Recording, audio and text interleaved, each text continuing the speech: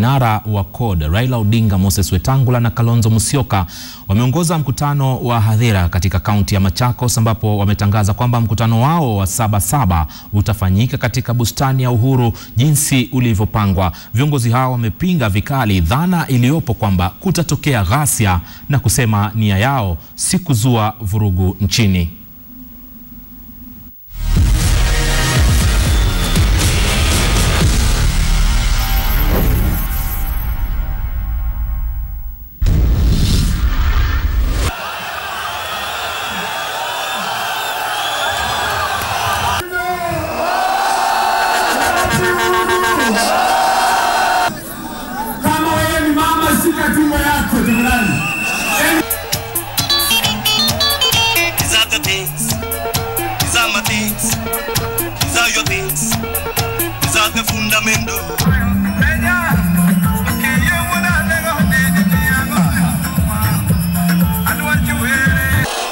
Kila kitu imekuwa juu zaidi, sio? Sasa wanasema Dipunda amechoka.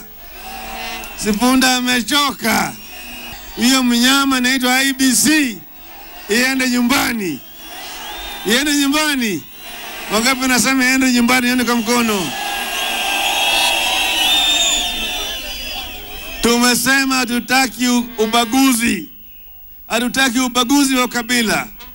Nataka kila Mkenya akifuzu apewe fursa ya kufanya kazi kwa umma ya Kenya.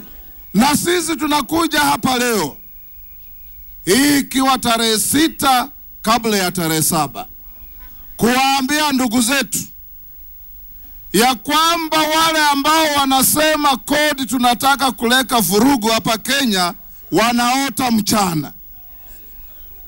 Sisi tunataka mashauriano kwa sababu ya changamoto inayokumba nchi. Kesho, Senior Counsel Rengo and other friends are going to get this thing by Justice Lenaola vacated.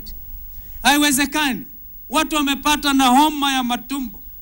Wakisikia Raila na Kalonzo Wetangula hawalali. Na sisi hatuna vita. Sisi hatuna bunduki. Bunduki yetu ni akili yetu. Huku ikisalia saa chache tu kabla mkutano wa Sabasaba kufanyika hapo kesho, viongozi wa CORD wamewasihi wafuasi wao kufika katika bustani la Uhuru, huku wakiendelea kukashfu serikali kuhusu suala la usalama.